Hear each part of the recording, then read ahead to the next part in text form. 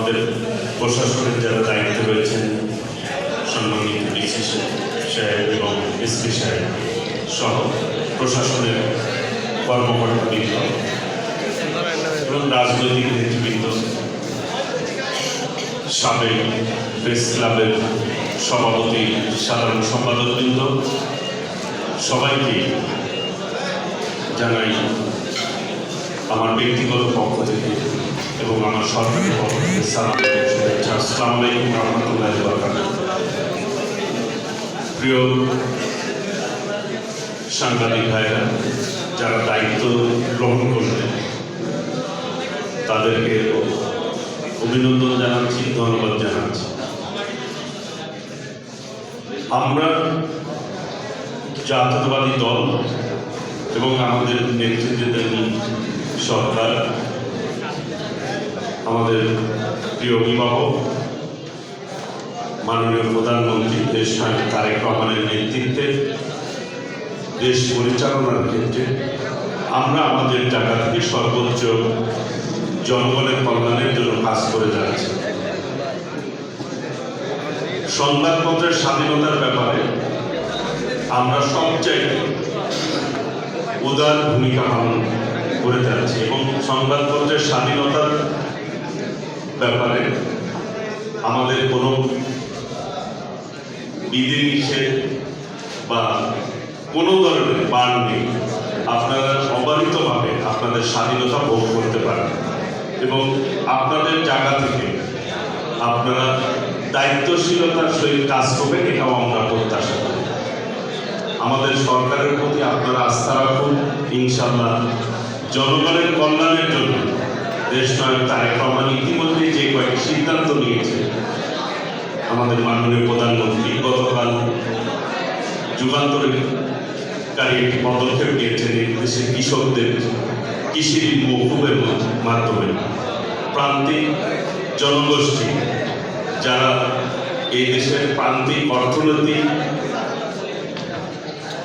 গঠনের ক্ষেত্রে মূল ভূমিকা পালন করে, কৃষি ভিত্তিক অর্থনীতিতে যারা মূল ভূমিকা পালন করেন, সেই প্রান্তিক কৃষকদের 10,000 টাকা কৃষি ঋণ আমাদের সরকার ইতিমধ্যে মওকুফ করেছে। আগামী দিনে আমাদের যে নির্বাচনী প্রতিশ্রুতি ছিল, সেই প্রতিশ্রুতি অনুযায়ী আমরা আমাদের জায়গা থেকে কিন্তু কাজ করে যাচ্ছি। ফ্যামিলি কার্ডের ব্যাপারেও আমরা ইতিমধ্যেই আমাদের সরকার সিদ্ধান্ত নিয়েছে, কাজ করে যাচ্ছে এবং কৃষি কার্ড কৃষকদের মাঝে বিতরণের জন্য আমরা আমাদের জায়গা থেকে আমরা কাজ করে যাচ্ছি। প্রান্তিক কৃষকরা যাতে লাভবান হয়, তারা যাতে তাদের সার, কীটনাশক, ঔষধ এবং কৃষি উপকরণ সামগ্রী যাতে তারা সহজেই পায়, সেই ব্যাপারেও আমরা আমাদের জায়গা থেকে পদক্ষেপ নেব ইনশাআল্লাহ। আমরা এই টাঙ্গাইলের ক্ষেত্রে আমি বলতে চাই, ইতিমধ্যে এসপি সাহেব বক্তব্য রেখেছেন, আইন শৃঙ্খলা পরিস্থিতি যাতে সুন্দর থাকে সেই ব্যাপারে পদক্ষেপ নিয়েছেন। আমি নির্বাচনের পূর্বে প্রতিশ্রুতি দিয়েছিলাম চাঁদাবাজ মুক্ত, সন্ত্রাস মুক্ত এবং কিশোর গ্যাং মুক্ত, মাদক মুক্ত। ইতিমধ্যে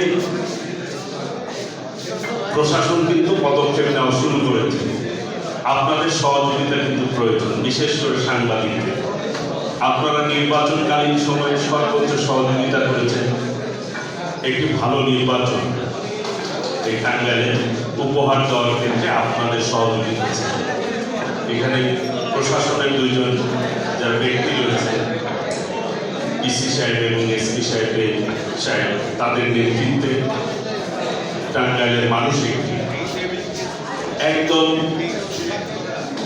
কোনো বিশৃঙ্খলা ছাড়া শান্তিপূর্ণভাবে বা মানুষ অবাধে ভোট দেওয়ার একটি সুযোগ পেয়েছে। এই ধরনের নির্বাচন কিন্তু খুবই কমই আমরা লক্ষ্য করি। সেই জন্য তাদেরকেও আমি আন্তরিকভাবে ধন্যবাদ জানাচ্ছি এবং আপনাদের লিখনের মাধ্যমে এই সমাজটা যাতে আমরা ঠিক করতে যে উদ্যোগ নিয়েছি, সেই ব্যাপারে আমরা সহযোগিতা চাই। আমাদের উপরে আপনারা আস্থা রাখবেন। আমরা আমাদের জায়গা থেকে সর্বোচ্চ আন্তরিকতা, সততা দিয়ে নিষ্ঠার সহিত আমরা কাজ করতে চাই। এই টাঙ্গাইলের উন্নয়নের জন্য আমরা কাজ করে যাব। আমাদের ভুল প্রান্তি হতে পারে, এটাই স্বাভাবিক, মানুষ মাত্র ভুল হয়।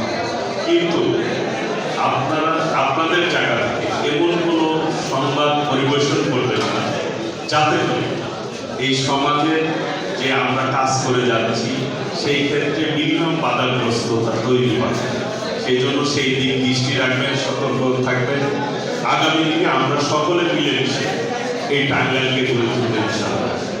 সকলকে আবারও আন্তরিকভাবে ধন্যবাদ জানিয়ে, মোবারকবাদ জানিয়ে, নগর নির্বাচিত প্রেস ক্লাবের কর্মকর্তাবৃন্দ যারা এখানে উপস্থিত হয়েছেন, আজকে আপনারা যে পরিচিত অনুষ্ঠান এর মধ্য দিয়ে ইনশাআল্লাহ আমরা আপনাদের কর্ম দক্ষতা দিয়ে ইনশাআল্লাহ আপনাদের যোগ্যতা প্রমাণ করতে সক্ষম হবে, এই আশাবাদ ব্যক্ত করে আমি আমার কথা শেষ করছি।